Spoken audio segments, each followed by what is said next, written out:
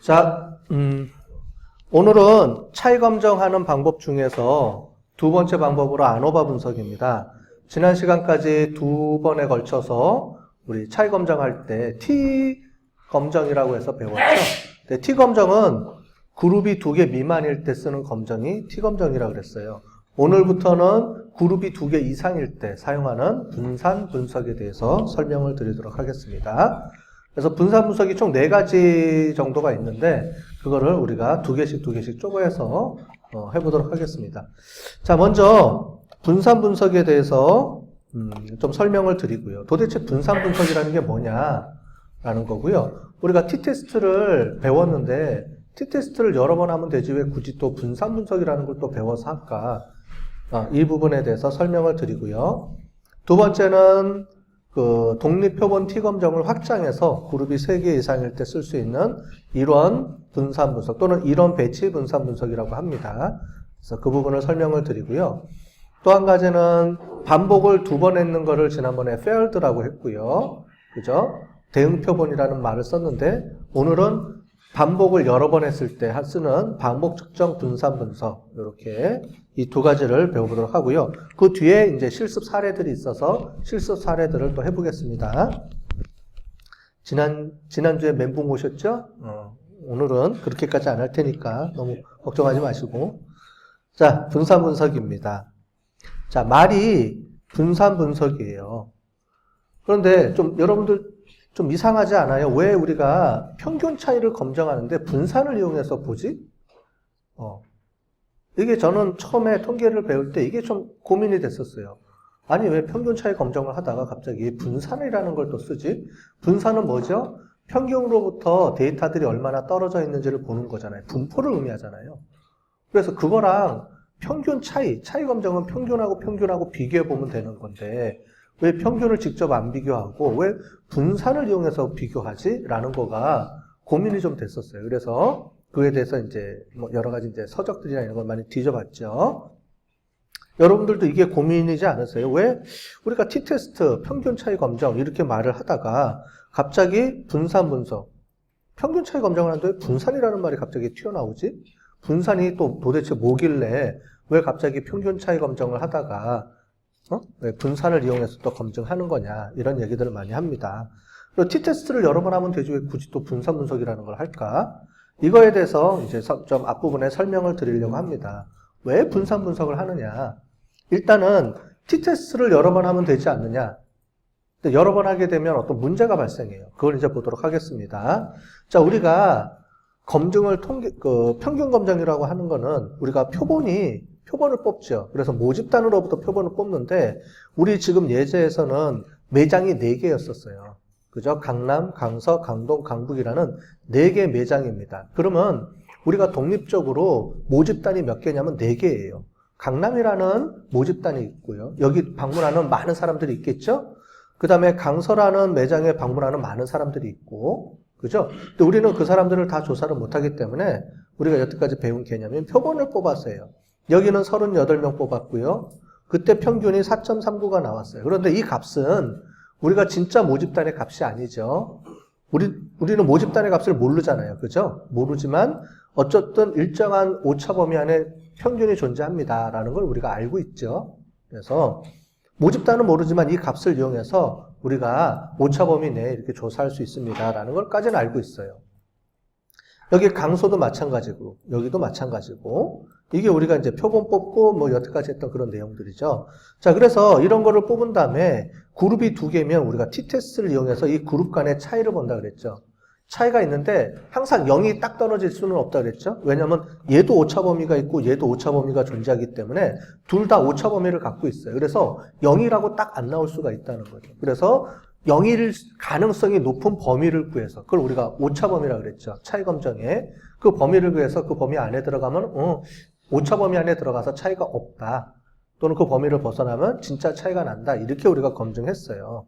근데 이거를 우리가 t-테스트를 이렇게 하게 되면 몇 번 해주게 되냐면 이렇게 한 번 해주고요. 또 얘랑도 한 번 해주고. 자, 그래서 총 몇 번을 해주냐면은 6번 해줘요. 이걸 우리가 어떻게 할 수 있냐면 우리 조합을 배웠죠. 옛날에 카운팅하는 방법 배웠죠. 기억나시죠? 그래서 4, 4개의 집단 중에 컨비네이션은 A, B의 순서가 없이 뽑는 거죠. 강남, 강서 순서가 존재하지 않죠. 강남, 강서나 강서, 강남이랑 똑같죠. 그래서 4 컨비네이션 몇 개를 뽑아요? 2개. 그러면 4 곱하기 3 곱하기 분의 2 팩토리얼 2 딱 해주면 어떻게 돼요? 이게 6개가 나오죠. 이런 식으로 계산할 수 있습니다. 우리 배웠던 거니까 한번 얘기하는 거예요. 이제 이런 게 이제 익숙해져야 되죠. 5개다 그럼 집단이 5개 컨비네이션 2개. 물론 t-테스트니까 쌍쌍이 해줘야 되죠. 그래서 무조건 뒤는 2입니다. 그럼 어떻게 돼요? 5 곱하기 4, 5, 4, 20분의 2니까 10개가 나오겠죠. 그룹이 5개면 컨비네이션이 10개가 나온다는 소리예요. t-테스트를 10번 해줘야 된다는 소리예요. 그런 말이에요. 그런데 이렇게 하면은 되지 않느냐 했더니 분석을 해봤어요. 사람들이 통계학자들이 분석을 해봤더니 분석을 하게 되면 문제가 발생한다는 거예요. 어떤 문제가 발생하느냐? 여러 번 t-테스트를 해주게 되면 가설이 우리가 6번이 나오죠. 그죠? 강동, 강서가 같다. 또는 강서, 강남이 같다. 이런 식으로 우리가 4개면 6개의 컨비네이션이 나오기 때문에 6번 해줘야 돼요. 가설 검정을. 그러다 보면 1.56가 우리가 95%의 확률 범위 안에서 예측을 하는 거죠. 그러면 반대인 5%씩은 항상 오차 범위가 존재한다라고 본 거예요, 우리는. 이 범위 안에는. 100%는 맞출 수 없다 그랬죠, 우리가. 그렇기 때문에 5% 에러는 있을 수 있다라고 가정하고 우리가 분석을 하게 되는 건데, 그렇게 되면 확률이 몇 번 증가하는지 우리가 본 거예요, 통계학자자.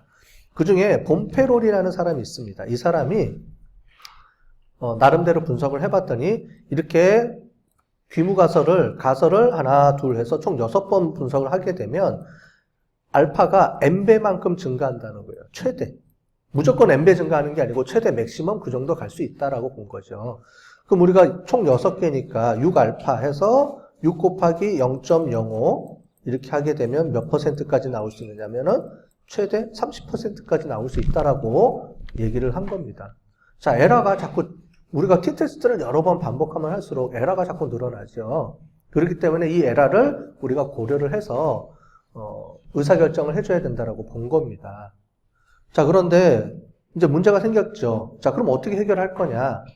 그래서 바로 평균을 보지 말고 보는 것처럼 집단이 여러 개 있으면 그 집단의 평균이 같은지를 분산의 개념을 이용해서 분석해보자 라는 개념이 나온 겁니다. 분산을 이용해서도 그러면 분석할 수 있을까? 평균을? 자, 그래서 이제 그걸 보겠습니다.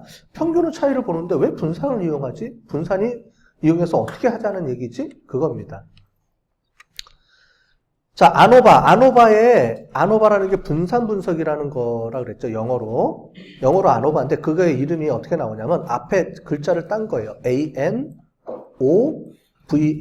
해서 이게 합쳐져서 아노바라는 말입니다. 자, 뭐냐? analysis, 분석한다. 뭐를? variance, 분산을 분석한다. 그래서 분산 분석이에요. 한글 이름이. 한글 이름으로 분산 분석이고 영어로는 analysis of variance의 약자를 앞에 따서 아노바 이렇게 부른 겁니다. 자, 그런데 그룹의 분산의 비율을 이용해서 차이를 분석할 수 있다. 이 개념이 뭐냐면 여러분들 우리가 이거 많이 봤죠? 그죠? 그래서 왼쪽, 오른쪽 이렇게 그룹이 있으면 지금 3개입니다. 그룹이 3개라고 가정했을 때 그룹에 따라서 이렇게 분포들이 존재해요. 근데 빨간색으로 보이는 게 이게 평균입니다. 그죠? 자, 그런데 이 평균을 중심으로 해서 우리는 어떻게 하냐면 항상 플러스 마이너스 오차 범위를 항상 얘기를 하죠. 그 오차 범위 안에 들어가느냐 안 들어가느냐. 그죠? 맞죠? 우리 여태까지 어떻게 했냐면 우리가 뮤가 있으면 뮤 플러스 마이너스 오차 범위 몇 발자국이죠?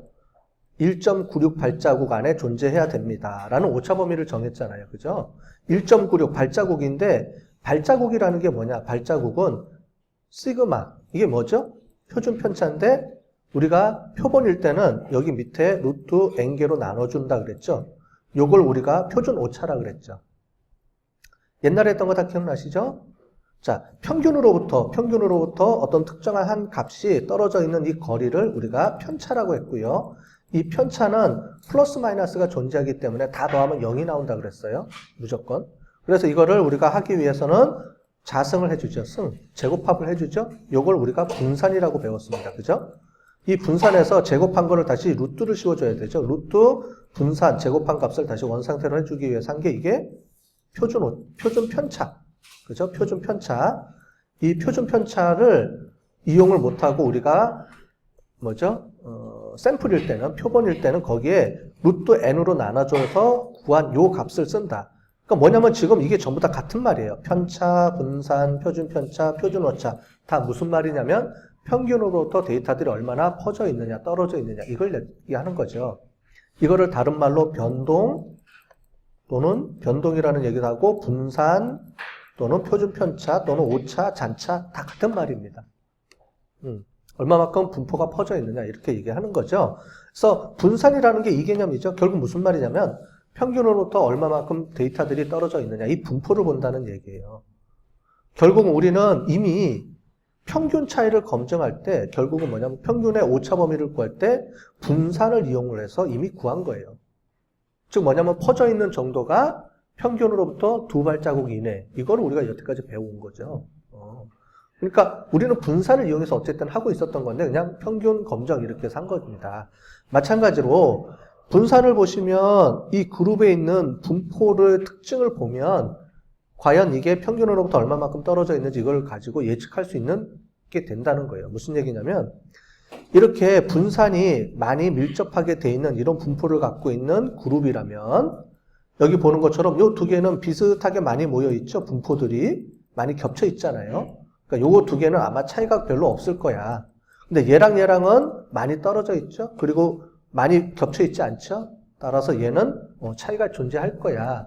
이렇게 우리가 어렴풋이 감은 잡을 수 있다는 거죠. 이거를 나중에 이제 계산해서 수치화 시키는 게 이제 아노바 분석입니다. 얘는 어떻게 돼요? 많이 겹쳐 있죠? 세 개 다. 그죠? 분포가 이렇게 많이 퍼져 있기 때문에 평균이 비슷하지만 실제로는 분포가 많이 겹쳐 있으면 실제로는 차이 검증하기가 어렵다는 거죠. 차이가 없다고 나오는 겁니다. 결국은 우리가 본 것처럼 평균을 검증하지만 실제로는 그 안에 있는 분포의 특성을 보면서 평균이 검증이 된 거예요. 따라서 이 개념을 이용해서 분산, 즉 분포 이런 걸 이용해서 우리가 평균을 검증할 수 있겠구나. 그래서 1대1로 보지 말고 아예 이런 기법을 이용해서 그 그룹이 여러 개 있을 때 동시에 비교해보자. 이렇게 나온 게 분산 분석입니다. 그래서 분산 분석은